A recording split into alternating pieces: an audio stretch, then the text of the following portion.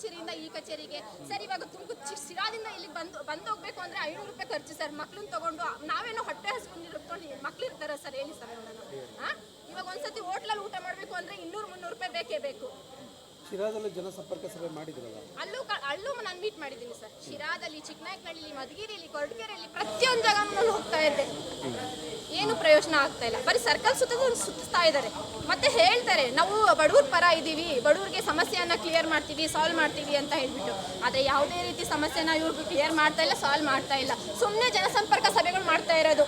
ಯಾವುದೇ ರೀತಿ ಬಡವ್ರಿಗೆ ಅಹವಾಲನ್ನ ಸ್ವೀಕರಿಸ್ತಾರೆ, ತಗೊಂಡೋಗಿ ಮೂಲೆ ಗುಂಪು ಮಾಡ್ತಾರೆ. ಏನು ಸಮಸ್ಯೆನ ಕ್ಲಿಯರ್ ಮಾಡ್ತಾ ಇದ್ದಾರೆ ಇವರು?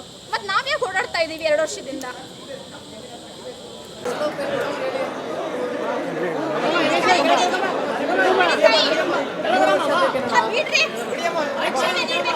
ನೀವೇ ಯಾಕ್ರಿ ಈ ತರ ಮಾಡ್ತೀರಾ? ಸಮಸ್ಯೆ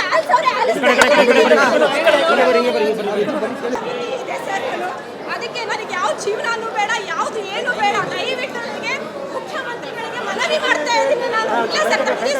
ದಯವಿಟ್ಟು ಮುಖ್ಯಮಂತ್ರಿಗಳಿಗೆ, ಸಿದ್ದರಾಮಯ್ಯ ಅವರಿಗೆ ಮನವಿ ಮಾಡ್ತೀನಿ, ನನಗೆ ದಯಾಮರಣವನ್ನ ಕೊಡಿ. ನನಗೆ ಜೀವನ ಮಾಡೋದಕ್ಕೆ ಇಷ್ಟ ಇಲ್ಲ. ದಯವಿಟ್ಟು ನನಗೆ ದಯಾಮರಣವನ್ನ ಕೊಡಿ. ಕಾರಣ ಏನಪ್ಪಾ ಅಂತ ಅಂದ್ರೆ ಸರ್, ನಿಮ್ಮ ಕೈಯ ಕೆಳಗಡೆ ಆಡಳಿತ ಸರಿ ಇಲ್ಲ. ತಾಲೂಕು ಪಂಚರತ್ನ ಬಡವರ ಪರವಿಲ್ಲ. ಈ ತರ ಮಾಡ್ತಾ ಇದ್ದಾರೆ.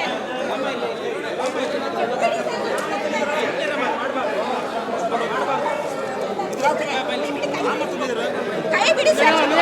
ಎಳಿಬೇಡಿ ಸರ್. ತಿಂಗಳಿಗೆ ಒಂದ್ಸತಿ 15 ದಿವಸಕ್ಕೊಂದ್ಸತಿ ಮೀಟ್ ಮಾಡ್ತಿದ್ದೀವಿ.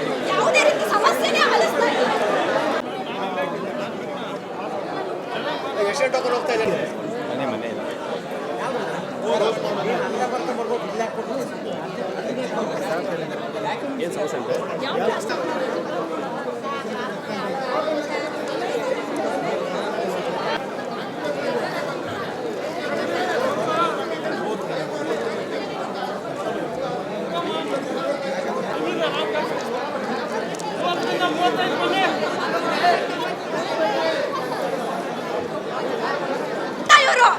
ಏನಕ್ಕೆ ಮಾಡ್ತೀರಾ? ಡಿಸ್ಟ್ರಿಕ್ಟ್ ವೈಸ್, ತಾಲೂಕು ವೈಸ್, ಹೋಬಳಿ ವೈಸ್ ಬಿಡ್ರಿ ನೀವು.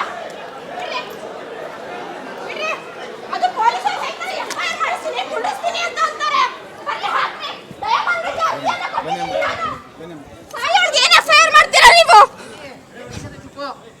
ಮತ್ತೆ ಬಂದೇ ಬರ್ತೀನಿ ಸಿಎಂ. ಅಕ್ಕ ಒಂದು ನಿಮಿಷ ಇರಿ ಮೇಡಮ್, ಇರಿ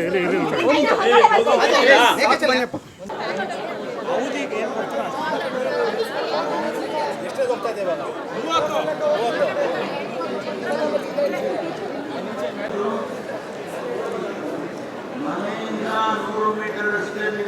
2 ನಿಮಿಷ ಇರಿ. ಬಾಜು ಹೋಗಿ ಮಾತಾಡ್ಕೊಳ್ಳಿ. ಏನು ಸರ್ ತರಲೆ ಮಾಡ್ತಾ ಇದ್ರ? ನಾವು ತರಲೆ ಮಾಡ್ತೀವಿ.